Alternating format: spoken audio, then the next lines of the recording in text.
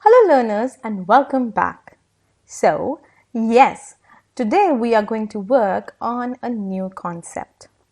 Now this new concept that I have got for you is one that most of my learners have been asking for.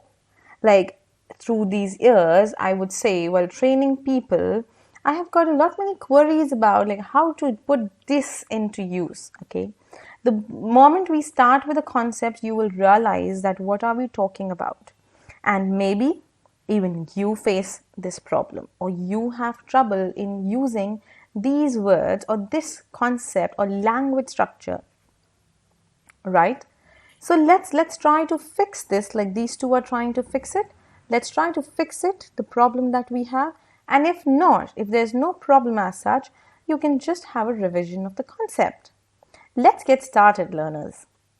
So, as you can see on the screen, there are 4 sentences given. The first one says, he will complete the task on time. The second one says, Ramesh will be visiting us next week. Third one says, I promise I will help you.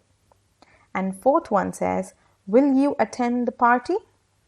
Now, in all the 4 sentences, if you see, will, and will. And I have put it in bold as well. The reason of putting it in bold is to highlight it and to make it more visible and clearer for you.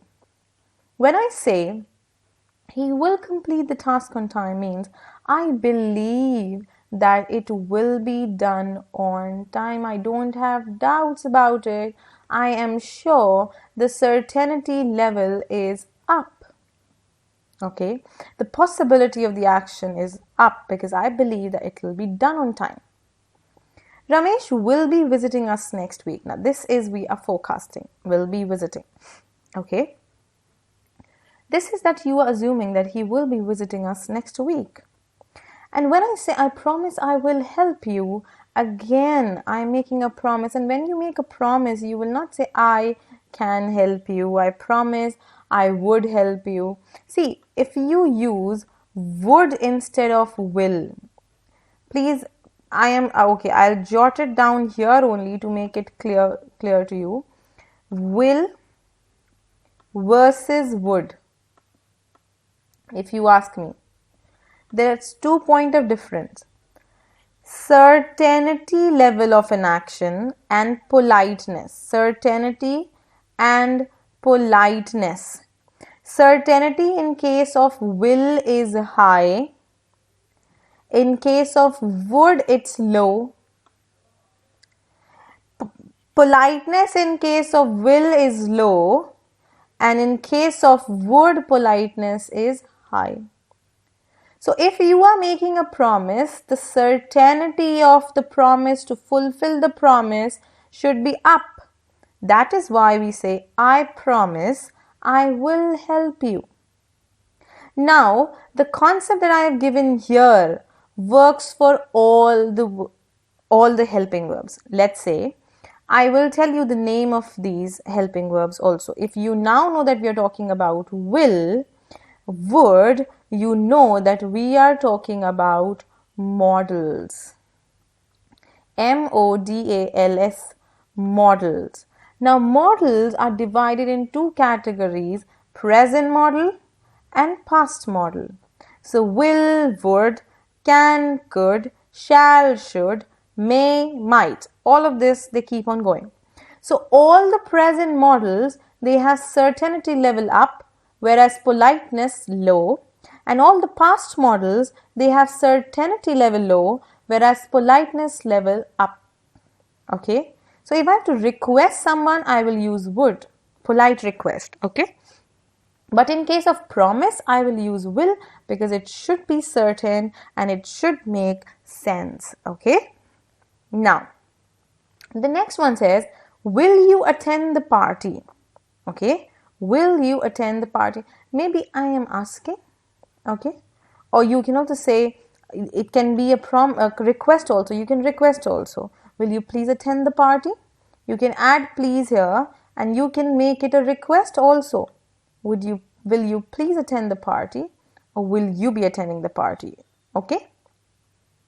So the four sentences that are written here, what do we conclude from these four sentences? I would tell you in the next slide. Now, to use will to express beliefs about the present or future, as I said, we believe that this action will be completed. So that is what it is used for, to express beliefs.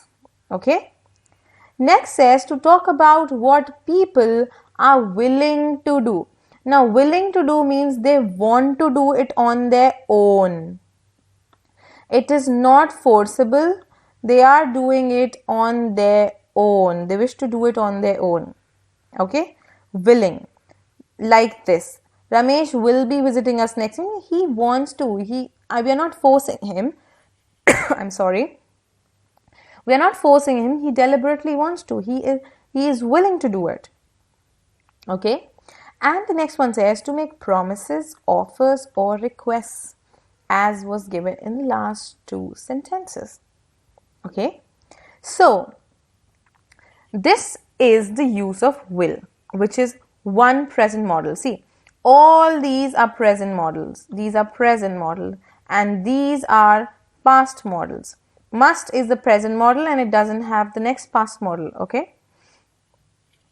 Now, this was the use of will. Let's move ahead and have a look what is next for us. Okay. The next that we have is would. Would and would. I would file a complaint against him.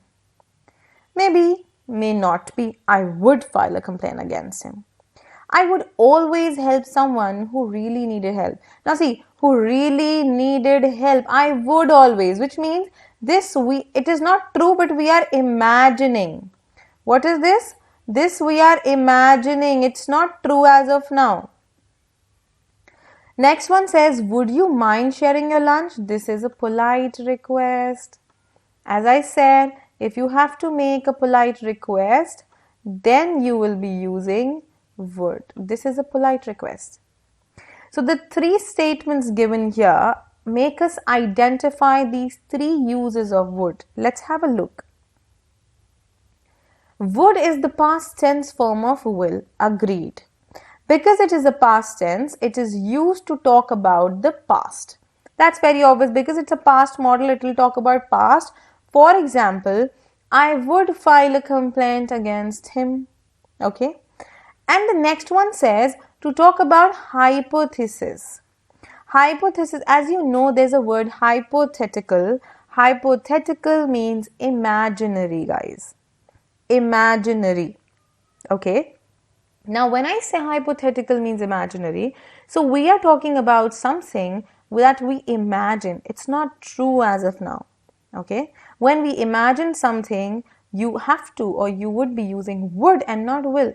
If I say I will always help someone who really needs help, it means that you will help. You are deliberately saying it. You're willing to help it.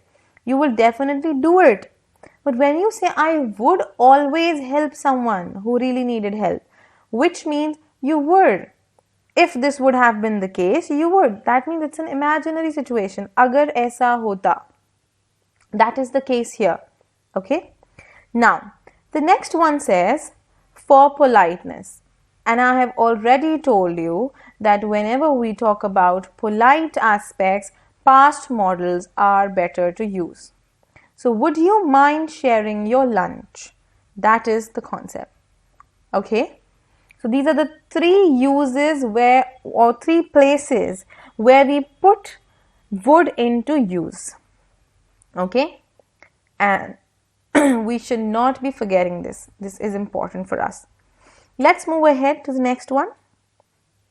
Now, here comes the next one. And look at the image. There we have got a dessert and which looks scrumptious. Like scrumptious, you know, it's delicious. It's something that is very good in taste. Extremely good in taste is scrumptious. Okay.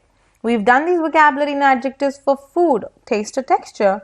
If you haven't gone through the video, do watch it. Okay. Alright. Let's get back. First sentence says, he may lose his job. Second sentence says, he may go on vacation. And third one says, I may have a dessert after dinner. Now here, if you see, then three sentences and three of them have the same context. When I use may, I am saying he may lose his job, which means there is a possibility of this action to take place. There is a possibility of this action to take place, though it has not taken place yet. But it is possible that it may happen. He may lose his job. He may not lose his job. We may go on a vacation. We may not go on vacation. If I say I may have dessert after dinner, I'm not sure. It is possible. It's also possible, on the other hand, that I may not have dessert after dinner. So when I use may, I mean that I am using it to express what is possible, factual, or could be factual. Okay, something that is possible, factual, or could be factual.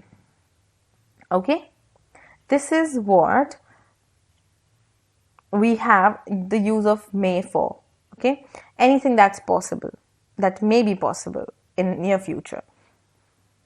Okay, something that has not happened but may or may not happen is the accurate use of may. Moving ahead, we have another concept, and that is might. Now, we have three statements written here, and maybe we have three different concepts, or maybe we have just one use of might. Let's have a look. The very first one says, if you hurry, you might reach office on time. Second one says, if I had shown up on time, I might have got the job. Third one says, if I win the lottery, I might buy a BMW. Now, guys, here if you see, in three sentences, all these three sentences are based on conditionals or condition. All the three sentences have some or the other condition attached. Okay. See, if I win the lottery, if I had shown up on time, if you hurry. So we have conditions attached. Now here we are again going for imagination. If this happens, only then. If I would have hurried, only then this would have happened. Okay, it is not happened, but it would have. Okay, now let's have a look. Might is used to express what is hypothetical, counterfactual, or remotely possible. Same. Hypothetical means imaginary. Remotely possible means which is hardly possible. Like it is again imaginary. Something that's hardly possible, again imaginary or remotely possible. Okay. Counterfactual, something that let's see here. If I had shown up on time, I might have got the job. Okay. If this would have happened, this also. Because this did not happen, this also didn't happen. So which means it was counterfactual. Yes, yes, no, no. Right? Having the same impact. This is what it means. Alright? Now, when I say might is used for hypothetical or remotely possible actions, this is what it is. If I win the lottery, I have not won a lottery and I am not winning a lottery. But, agar aisa hota, again imaginary, if this would have been the case, I might buy a BMW right here, black color. Alright? Okay, let's hope for it. Okay, let's hope for the best. What you think is what you attract, guys, right? Chalo, so let's think about BMW, but later on, let's focus on the concept. Alright, let's move ahead. Might is understood, and I would suggest you here, from here onwards, that if you wish, you can pause the video, go back, frame your sentences. We have just done might, we did use of may, we did use of would, and we did use of will. Okay, I don't want you to get confused. This is one concept that people have requested many times, n number of times. that they get confused when it comes to modals or modal verbs. So let's work on it. Get your concept clear. Sit, pause the video if you feel the need. Frame your own sentences for may, might, will, shall, okay, whatever we are doing. The moment we move ahead, you can start working on the others as well. Okay, all right. Okay, let's move ahead. And this is the case. Might we have done. Next says, we've got other examples. She can speak 10 languages. I can't cook. Can you speak Spanish? So if you see the first three set of sentences, they are talking about can. Okay.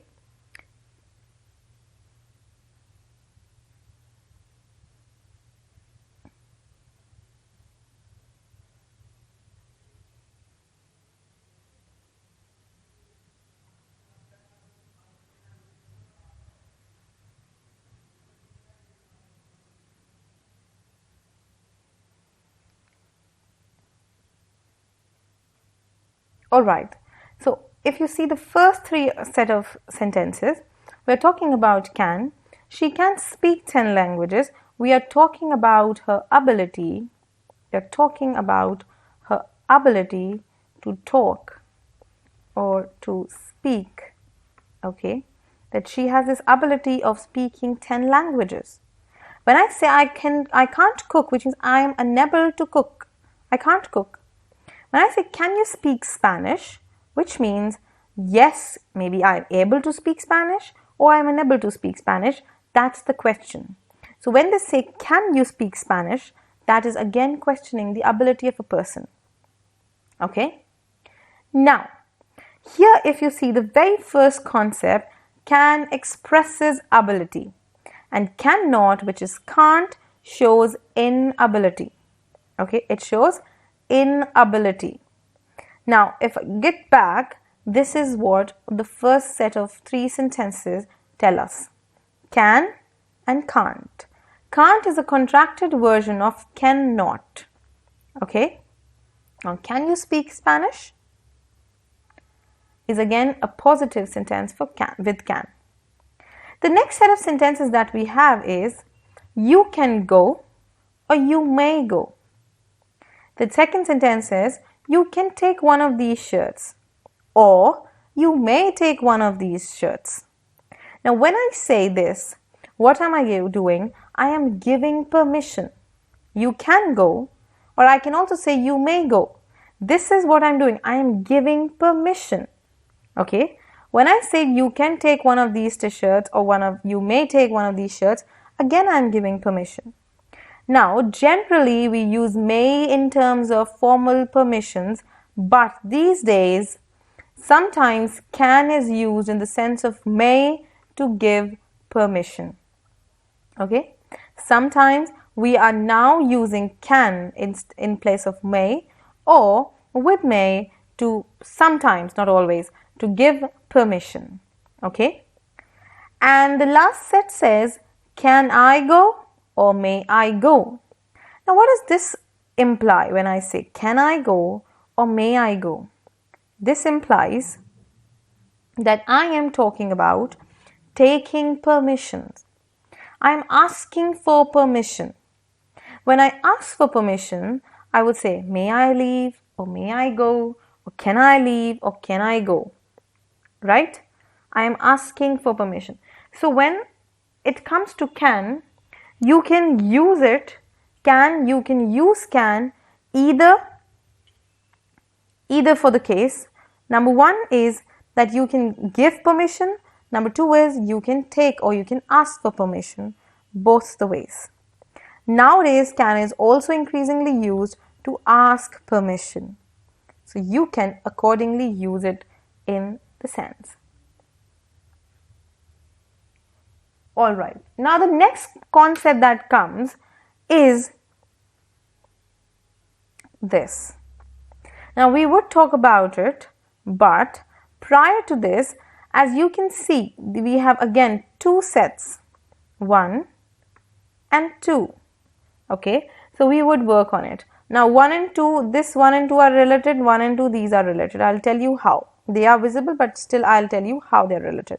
Now, in my younger days, I could run 4 miles at a stretch. Now, when I say in my younger days, I could run 4 miles at a stretch, which means I'm talking about past ability.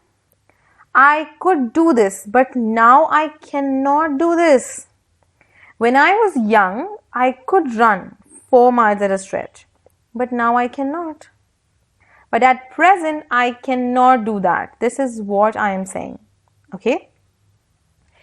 Next sentence says, till last year, I could read without glasses, which means now I need glasses. But till last year, if you talk about the past, I was able to read without glasses, or I could read without glasses. But now I am unable, or I cannot read, or I cannot read without glasses. Now guys, remember one thing. Whenever I am using able, I am not using can or could with it. If you attach can or could with able in one sentence, that is inappropriate. I can able to do this, that's wrong. Or I can't able to do it, that's also wrong. Because can itself marks ability, why are you using can and able together? That is not correct. We should not be doing that. Alright? So, these two first set of sentence, it shows that you could, okay, here possibility of certainty is there. Could is the past tense of can. It is used to talk about ability that existed in the past, which means we are talking about past ability. Now note that could doesn't always refer to past time. It refers to past time only when the context makes the time clear. Only when the context makes the time clear. Okay, let's have a look at the examples that we were doing. Here in these examples, it is clearly telling us about past. See, till last year, younger days. So this is telling us about past ability, but it is not always required, or it is not always necessary that it would act as the past modal always. Okay, or it would talk about past only. Okay, now let's move on to the next one. The next set, as you can see, is first two sentences. This is the direct concept, direct speech. Then the same is changed into indirect speech. Then comes another one in direct speech, and the same is changed to indirect speech. Okay. Now when I say, he said, I can lift this box. The use of could is that in case of indirect speech, can changes to could. The can changes to could, so can't will change into couldn't. So he said, I can lift this box. In indirect speech, it will be, he said that he could lift that box. This will also change to that. Okay. Next example is, she said, I can't see anything. So sentence would be, she said that she couldn't see anything. See, comma, inverted commas are replaced with that. We will do this when we will learn narration or direct or indirect speech. But here we are learning use of could. So we are focusing on that. When you move from direct speech to indirect speech, your can changes to could, because everything in present changes to past. Okay. Now, this was the next use that is given right here. Indirect speech.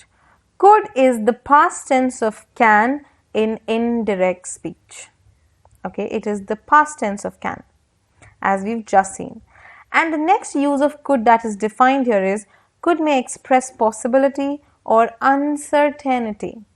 As I said, that in case of past modals, certainty level is low, possibility level is low. We've discussed this when we were doing will and would. If you wish, you can go back and you can watch it, you can revise it and get back to this place. Alright, now let's look at the example. You could do it if you tried hard, which means it is possible, but now it's uncertain. Like, you could do it if you tried hard. If my brother were here, we could have solved this problem together. So that's possible. That's possible. We could have done it, but now we cannot do it. Could is also used to ask polite questions, guys. This is another use of could. Could is also used to ask polite questions. Could you please take me to the manager? Could I have a look at your papers? Now, if I say, can you please take me to the manager, or can I have a look at your papers? This is also possible, but I am talking about polite questions, and I've already told you, in case of politeness, past modals range higher. Okay, so that is the reason we are using could here instead of can. All right. Now, moving ahead after could, these are the main usage of could that we've just done. Now let's move ahead and have a look what else do we have. Next we have is must. Must can be used to talk about an obligation. It is stronger than should and ought. Now ought, I mean ought to. Okay, there's no problem if just ought is written, but we are talking about ought to. All right. Okay. So when I say must can be used to talk about an obligation, I mean an action that is compulsory. Something that has to be done, you cannot avoid it. You have to do it, and that cannot be avoided. It is stronger than should and ought to. Okay, if I say he must take care of his children, which means that is obligatory. He has to. There is no other option. He cannot escape it. He has to take care of his children. When I say she must mend her ways, means it is compulsory. It is necessary for her to change or to amend the way she behaves or the way she handles things. It is necessary, okay? It's important. If I say you must apologize to her, I mean you have to say sorry. There is no other way. You have to say sorry. That is what I mean here. So when you use must, you are talking about the compulsion. You are talking about the obligation that is set on the person. That particular action has to be done. There is no other way out. Okay, that is why we say that must is used to talk about the obligation. Okay, as you can see here, apologize means sorry. Okay, you must apologize means you must be sorry about it. Apology is noun, apologize is verb, guys. We need to know this also, and accordingly you should be using them in a sentence. Okay, mend, amend are same. Okay, I don't want you to get confused with the words. See this phrase, take care of. Okay, apologize to. You have to keep on working on extra things side by side. If you see a sentence, you should be keen to know the structure. Okay, it should not happen that you are laid back. You should be keen to know the structure, the pattern. What else can I derive from the sentence? What else is it saying? I want you to derive it. I want you to have it with you. Okay? All right. Moving ahead, we have the next thing. Must is stronger than should and ought. It is more like an order. Should and ought to, on the other hand, are more like pieces of advice. As you can see here, they are the pieces of advice. They are just saying that that's the pieces of advice. Must is stronger. We've just done it. If you are using must in a sentence, which means you're giving an order, and that order means that it has to be done. It cannot be neglected. It cannot be avoided. You have to do it. Okay? And when I say should and ought to, they are more like pieces of advice. Like, I just advise, if I say, for example, Rajat must give up smoking. Must give up smoking means it is an order which is likely to be obeyed. That means he must give up smoking. There is no other way out. Okay.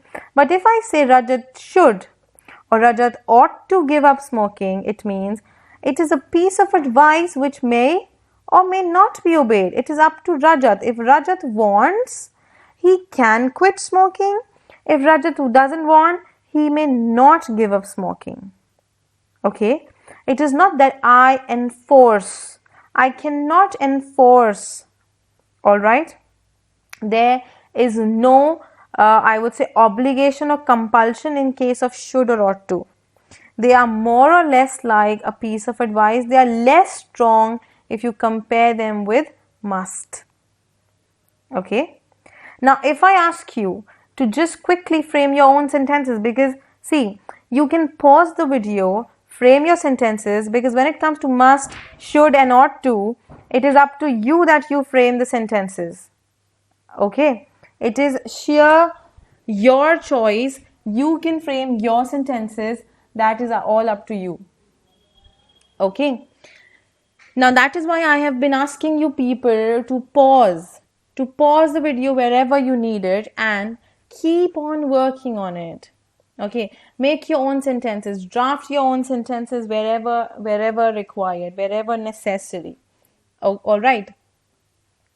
As in here, if I suggest you should be framing sentences using must, should and ought to.